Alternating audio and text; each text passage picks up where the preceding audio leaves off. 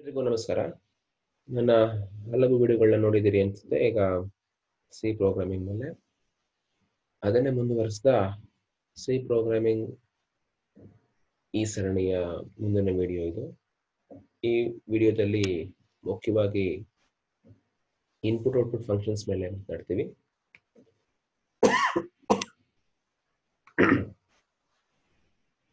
ಯಾವುದೇ ಪ್ರೋಗ್ರಾಮ್ ಬರೀಬೇಕಾದ್ರೆ ಅಥವಾ ಯಾವುದೇ ಒಂದು ವರ್ಕಿಂಗ್ ಮಾಡಬೇಕು ಅಂತಂದ್ರೆ ನಾವು ಕೊಡೋ ಇನ್ಪುಟ್ ಮುಖ್ಯ ಆಗುತ್ತೆ. ನಾನು ಮೊದಲೇ ಹೇಳಿರೋ ಹಾಗೆ ಇನ್ಪುಟ್ನ ಪ್ರಾಸೆಸ್ ಮಾಡಿ ನಾವು ಔಟ್ಪುಟ್ ಜನರೇಟ್ ಮಾಡ್ತೀವಿ. ಸೊ ಇನ್ಪುಟ್ ತಗೊಳ್ಳೋದು ಹೇಗೆ, ಔಟ್ಪುಟ್ ತೋರಿಸೋದು ಹೇಗೆ ಅಥವಾ ಔಟ್ಪುಟ್ ಡಿಸ್ಪ್ಲೇ ಮಾಡೋದು ಹೇಗೆ ಅನ್ನೋದು ಅರ್ಥ ಆಗಬೇಕು. ಆ ನಿಟ್ಟಿನಲ್ಲಿ ಇನ್ಪುಟ್ ಮತ್ತೆ ಔಟ್ಪುಟ್ ಫಂಕ್ಷನ್ಸ್ ಹೇಗಿರುತ್ತೆ ಅನ್ನೋದು ನೋಡೋಣ. ಜೊತೆಗೆ ಸಿ ಪ್ರೋಗ್ರಾಮಿಂಗ್ ನಲ್ಲಿ ಇನ್ಪುಟ್ ಮತ್ತೆ ಔಟ್ಪುಟ್ ಫಂಕ್ಷನ್ಸ್ ನಲ್ಲಿ ಎರಡು ರೀತಿ ಇದೆ. ಒಂದು ಅನ್ಫಾರ್ಮ್ಯಾಟೆಡ್ ಮತ್ತೊಂದು ಫಾರ್ಮ್ಯಾಟೆಡ್. ಈ ಅನ್ಫಾರ್ಮ್ಯಾಟೆಡ್ ಅಂದ್ರೆ ನೀವು ಯಾವುದೇ ಇನ್ಪುಟ್ ಕೊಟ್ಟರು ಅದು ಅದರ ಆಸ್ಕಿ ವ್ಯಾಲ್ಯೂ ಮೇಲೆ ವರ್ಕ್ ಆಗುತ್ತೆ. ನಾನು ಆಗಲೇ ಆಸ್ಕಿ ವ್ಯಾಲ್ಯೂ ಬಗ್ಗೆ ವರ್ಕ್ ಹೇಳಿದ್ದೀನಿ. ಫಾರ್ಮ್ಯಾಟೆಡ್ ನಲ್ಲಿ ನೀವು ಡಿಜಿಟ್ಸ್ ಕೊಟ್ಟರೆ ಡಿಜಿಟ್ಸ್ ತರ ತಗೊಳುತ್ತೆ, ಕ್ಯಾರೆಕ್ಟರ್ಸ್ ಕೊಟ್ಟರೆ ಕ್ಯಾರೆಕ್ಟರ್ ತರ ತಗೊಳುತ್ತೆ. ಆದರೆ ಅನ್ಫಾರ್ಮ್ಯಾಟೆಡ್ ನಲ್ಲಿ ಹಾಗಾಗೋದಿಲ್ಲ. ಅನ್ಫಾರ್ಮ್ಯಾಟೆಡ್ ನಲ್ಲಿ ನೀವು ಏನೇನೇ ಟೈಪ್ ಮಾಡಿದ್ರು ಅದು ಕನ್ಸಿಡರ್ ಮಾಡೋದೇ ASCII values. So one by one ನೋಡ್ತಾ ಹೋಗೋಣ.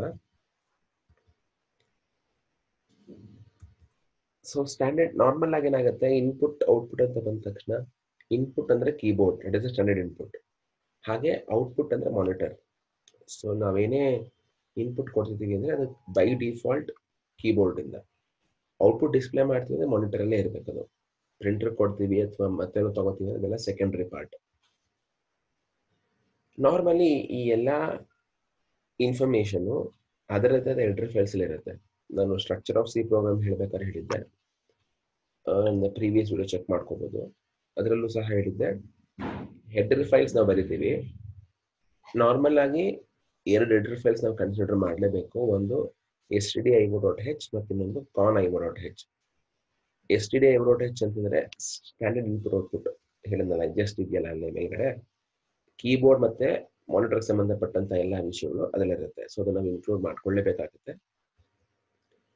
ನೆಕ್ಸ್ಟ್ ನಾನು ಹೇಳಿದೆ ಇನ್ಪುಟ್ ಫಂಕ್ಷನ್ಸ್ ನಲ್ಲಿ 4 ತರ ಇದೆ. ಅದೇ ಇನ್ಪುಟ್ ಔಟ್ಪುಟ್ ಫಂಕ್ಷನ್ಸ್ 4 ತರ ಇದೆ. ಒಂದು formatted input functions, formatted output functions, ಹಾಗೇನೆ ಅನ್ಫಾರ್ಮ್ಯಾಟೆಡ್ ಇನ್ಪುಟ್ ಫಂಕ್ಷನ್ಸ್ ಮತ್ತೆ ಅನ್ಫಾರ್ಮ್ಯಾಟೆಡ್ ಔಟ್ಪುಟ್ ಫಂಕ್ಷನ್ಸ್. ನೆಕ್ಸ್ಟ್ ನಾನು ಅದನ್ನು ಆಗಲೇ ಹೇಳಿದ್ದೀನಿ, ಡೇಟಾ ನಾನು ಏನೇನು ಕೊಟ್ಟರು ಅನ್ಫಾರ್ಮ್ಯಾಟೆಡ್ ಅಲ್ಲಿ ಅದು ಆಸ್ಕಿ ವ್ಯಾಲ್ಯೂಸ್ ಮೇಲೆ ವರ್ಕ್ ಆಗುತ್ತೆ ಅಂತ. ಹೀಗೆ ಮುಂದುವರಿತಾ ನಾವು ಈಗ ಅನ್ಫಾರ್ಮ್ಯಾಟೆಡ್ ಇನ್ಪುಟ್ ಮತ್ತೆ ಔಟ್ಪುಟ್ ಫಂಕ್ಷನ್ಸ್ ಹೇಗಿದೆ ಅಂತ ನೋಡೋಣ. ಅದ್ರಲ್ಲಿ ಮೊದಲು ಅನ್ಫಾರ್ಮ್ಯಾಟೆಡ್ ಇನ್ಪುಟ್ ಫಂಕ್ಷನ್. ಓಕೆ, ಎರಡು ಒಟ್ಟಿಗೆ ನೋಡಬೇಡ, ಕನ್ಫ್ಯೂಷನ್ಸ್ ಬೇಡ ಅಲ್ಲಿ. So there are two different functions in input and output. ಒಂದು ಗೆಟ್ ಕ್ಯಾರ್, ಅದರ ಕರೆಸ್ಪಾಂಡಿಂಗ್ ಪುಟ್ ಕ್ಯಾರ್. ಇನ್ನೊಂದು ಗೆಟ್ ಎಸ್, ಅದರ ಕರೆಸ್ಪಾಂಡಿಂಗ್ ಅಲ್ಲಿ ಪುಟ್ ಎಸ್ ಇದೆ. ಸೊ ಆ ಎರಡನೇ ಗಮನಿಸಿದೀನಿ.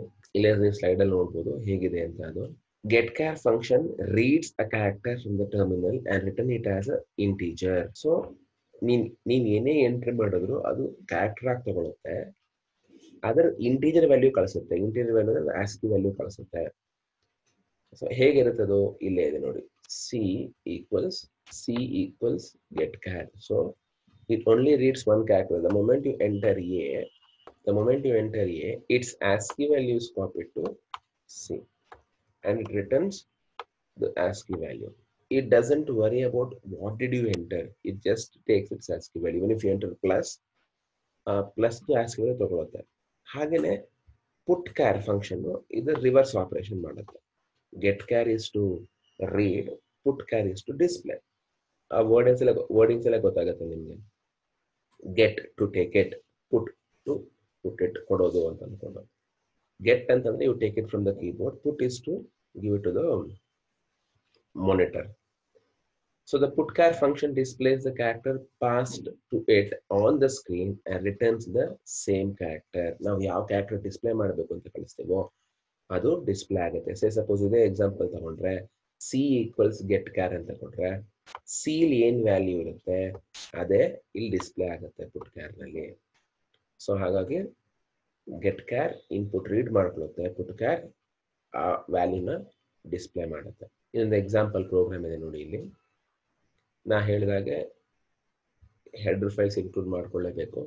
Standard input output dot h ಅಥವಾ stdio.h ಜೊತೆಗೆ ಮೇನ್ ಇಂಟ್ ex. ಯಾಕೆ ex ಕೊಟ್ಟಿದ್ದೀನಿ, ಮೀನ್ ex ಯಾಕೆ ಇಂಟ್ ಇದೆ ಅಂತಂದ್ರೆ ಅದು ASCII ವ್ಯಾಲ್ಯೂ ಸೇವ್ ಆಗುತ್ತೆ. ಸೊ ಇವಾಗ ಇದೇ ಪ್ರೋಗ್ರಾಮ್ ಎಕ್ಸಿಕ್ಯೂಟ್ ಮಾಡಿದ್ರೆ ಎಂಟರ್ ವ್ಯಾಲ್ಯೂ ಅಂತ ನಾನು ಪ್ರಿಂಟ್ ಮಾಡಿರ್ತೀನಿ. ಈಗ ಪ್ರಿಂಟ್ ಎಫ್ ಬಗ್ಗೆ ನೆಕ್ಸ್ಟ್ ಸೆಷನ್ ಹೇಳ್ತೀನಿ. ಪ್ರಿಂಟ್ ಎಫ್ ಅಂದ ತಕ್ಷಣ ಎಂಟರ್ ವ್ಯಾಲ್ಯೂ ಅಂತ ಪ್ರಿಂಟ್ ಆಗಿರುತ್ತೆ. ನಾನು ಏನೇ ಕ್ಯಾರೆಕ್ಟರ್ ಎಂಟ್ರಿ ಮಾಡಿದ್ರೆ ಆ ಕ್ಯಾರೆಕ್ಟರ್ ASCII ವ್ಯಾಲ್ಯೂ ಸೇವ್ ಆಗುತ್ತೆ ex ನಲ್ಲಿ. ಹಾಗೇನೆ ನೆಕ್ಸ್ಟ್ ಯು ಎಂಟರ್ಡ್ ex, ನಾನೇನು ಎಂಟರ್ ಮಾಡಿದ್ದೀನಿ ಅದು ಡಿಸ್ಪ್ಲೇ ಆಗುತ್ತೆ ಇಲ್ಲಿ ex ನಲ್ಲಿ ಅಷ್ಟೇ. So pretty simple program. ಅಲ್ಲೇ ಇದನ್ನೇ ಒಂದು ಕಡೆ ಬರೆದಿದ್ದೀನಿ. ಇವಾಗ ಪ್ರೋಗ್ರಾಮ್ ಎಕ್ಸಿಕ್ಯೂಟ್ ಮಾಡಿ ನೋಡೋಣ ಹೇಗಿರುತ್ತೆ ಅಂತ ಅನ್ಕೊಂಡು. ಜೊತೆಗೆ ಇದರ ನೆಕ್ಸ್ಟ್ ವರ್ಷನ್ ಅಥವಾ ಸ್ವಲ್ಪ ವೇರಿಯೇಷನ್ಸ್ ಮಾಡ್ಕೋಬೇಕು ಅಂದ್ರೆ we go for get s and put s. ಯಾಕೆ ಅಂದ್ರೆ ಗೆಟ್ ಕ್ಯಾರ್ ಮತ್ತೆ ಪುಟ್ ಕ್ಯಾರ್ ನಲ್ಲಿ you can able to deal with only single character. ಈಗ ನಾನು ಒಂದು 5-6 ಕ್ಯಾರೆಕ್ಟರ್ ರೀಡ್ ಮಾಡಬೇಕು ಅಂತಂದ್ರೆ again I should put a loop or ಅದನ್ನೇ ಮತ್ತೆ ಮತ್ತೆ ಬರೀಬೇಕಾಗುತ್ತೆ. ಹಾಗಾಗಿ we go for get s and put s. Get s the name says get, ಆಗಲೇ ಹೇಳಿದಾಗ ರಿಸೀವ್ ಮಾಡೋದು. ಎಸ್ ಅಂದ್ರೆ ಸ್ಟ್ರಿಂಗ್. ಇಲ್ಲಿ ಸ್ಟ್ರಿಂಗ್ ಅಂದ್ರೆ collection of characters or group of characters.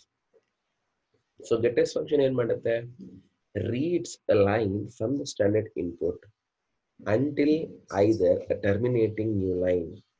So ನೀವು ಎಂಟರ್ ಕೀ ಪ್ರೆಸ್ ಮಾಡೋವರೆಗೂ ಏನೇನ್ ಟೈಪ್ ಮಾಡ್ತೀರಾ ಇನ್ಕ್ಲೂಡಿಂಗ್ ಸ್ಪೇಸ್ ಎಲ್ಲವನ್ನು ತಗೊಳ್ತದೆ. ಈಗ ಈ ಸ್ಪೇಸ್ ಅನ್ನೋದೇ ಕೆಲವು ಕನ್ಫ್ಯೂಷನ್ ಆಗಿದೆ. ಸರ್ ಸ್ಪೇಸ್ ಕೊಡ್ಬೇಕಾ ಹಾಗೆ ಹೀಗೆ ಅಂತ.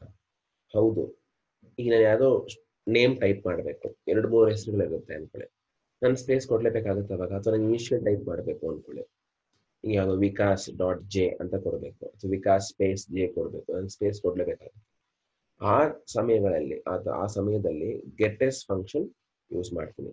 ಹಾಗೆ put s writes the string and the new line on the standard output. So new line ಸಿಗೋವರೆಗೂ ಏನೇನು ಕಾಣುತ್ತೆ ಅದೆಲ್ಲವನ್ನು ಡಿಸ್ಪ್ಲೇ ಮಾಡ್ತಾ ಹೋಗುತ್ತೆ. ಓಕೆ, ನೆಕ್ಸ್ಟ್ ಹೇಗಿರುತ್ತೆ ಅಂದ್ರೆ ವೆರಿ ಸಿಂಪಲ್. ಇದು ಫಾರ್ಮ್ಯಾಟ್ ಹೇಗಿರುತ್ತೆ ಗೆಟ್ ಎಸ್ ಅಂದ್ರೆ ಗೆಟ್ ಎಸ್ ಇಲ್ಲೇ ಇದೆ, get s str. So str string. Similarly put s str display ಮಾಡುತ್ತೆ ಅಷ್ಟೇ.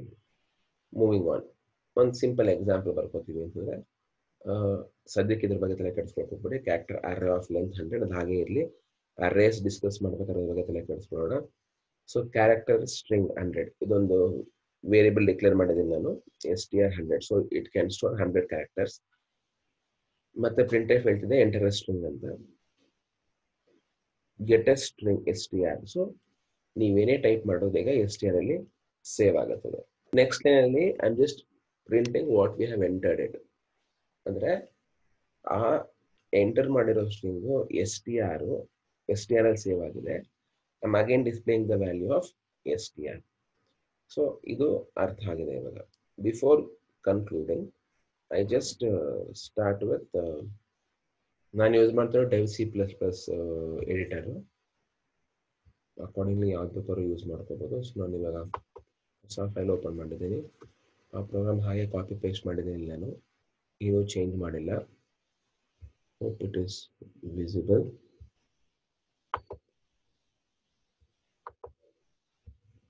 ಓಕೆ, ಪ್ರೋಗ್ರಾಮ್ ಟೈಪ್ ಮಾಡಿದ್ದೀನಿ, ಅದನ್ನ ಸೇವ್ ಮಾಡೋಣ. ನಾನು ಸಿ ಪ್ರೋಗ್ರಾಮ್ ಒಂದು ಫೈಲ್ ಕ್ರಿಯೇಟ್ ಮಾಡಿದ್ದೀನಿ. ಅದೇ ನೋಡಿ, ಇವಾಗ ಫೈಲ್ ನೇಮ್ ಕೊಡ್ಬೇಕಾದ್ರೆ ಐಸೆ unformat input.c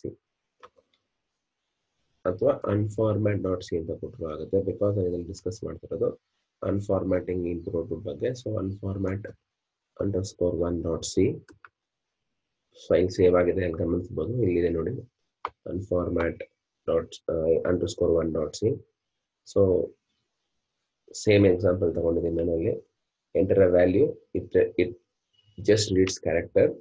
The entered values ASCII values save in ex and ಅದೇ ಡಿಸ್ಪ್ಲೇ ಆಗುತ್ತೆ. ಈಗ ಅದನ್ನ ಸೇವ್ ಮಾಡಿದ್ದೀನಿ. ಕಂಪೈಲ್ ಇದೆ, ರನ್ ಇದೆ, ಅಥವಾ ಕಂಪೈಲ್ ಅಂಡ್ ರನ್ ಇದೆ. ಕಂಪೈಲ್ ಮಾಡಿ ನೋಡೋಣ ಏನಿರುತ್ತೆ ಅಂತ ಅಂದ್ಕೊಂಡು. ನೋಡಿ, you can see here errors ಏನೂ ಇಲ್ಲ, ವಾರ್ನಿಂಗ್ಸ್ ಇಲ್ಲ. ಸೊ 0 ಇದೆ. ಈಗ ಇದನ್ನ ರನ್ ಮಾಡಿ ಪ್ಲೀಸ್ ಕರೆಕ್ಟಾಗಿ ಅಬ್ಸರ್ವ್ ಮಾಡ್ಕೊಳ್ಳಿ. ಇವಾಗ it's asking for enter a value. I enter R, you entered R. ನೋಡಿ, ನಾನು ಎಂಟರ್ ಮಾಡಿದ್ದು ಆರ್.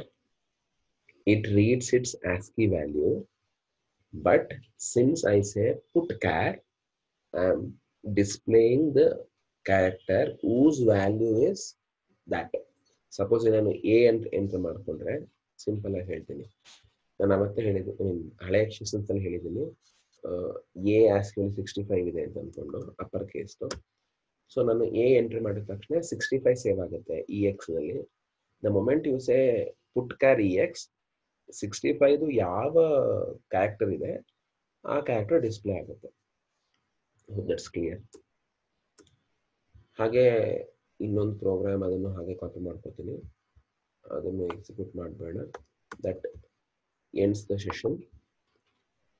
ಸೇಮ್ ಪ್ರೋಗ್ರಾಮ್ ಕಾಪಿ ಮಾಡ್ಕೊಂಡಿದ್ದೀನಿ, STR ಡಿಕ್ಲೇರ್ ಮಾಡಿದ್ದೀನಿ, ಅದೊಂದು string gets to read, ಆಗಲೇ ಹೇಳಿದಾಗೆ puts to display. So file name ನೋಡಿ, ನಾನು unformatted_2 ಅಂತ ಕೊಟ್ಟಿದ್ದೀನಿ. ಇದು ಸೆಕೆಂಡ್ ಪ್ರೋಗ್ರಾಮ್. ಜಸ್ಟ್ ಕ್ವಿಕ್ ಆಗಿ ಮುಗಿಸ್ಕೊಳ್ಳೋಣ. ಇದನ್ನ ಕಂಪೈಲ್ ಮಾಡಿದಾಗ ಏನಾದ್ರು ತೋರಿಸ್ತಾ ಇದೆ. ಅದು ಕೋಡ್ ಸರಿಯಾಗಿಲ್ಲ ನೋಡಿ, 0 errors, 0 warnings.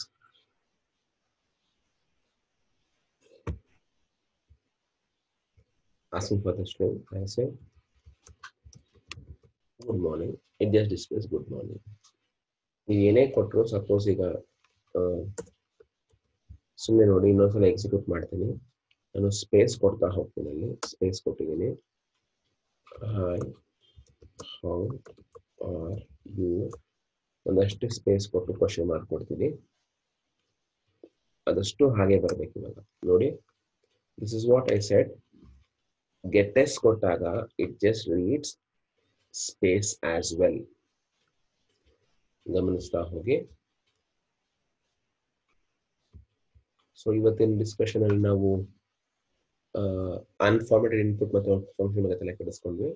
Get s, get CH, put s, sorry get s, get char, put s, put char, 4 functions ಅರ್ಥ ಮಾಡ್ಕೊಂಡ್ವಿ.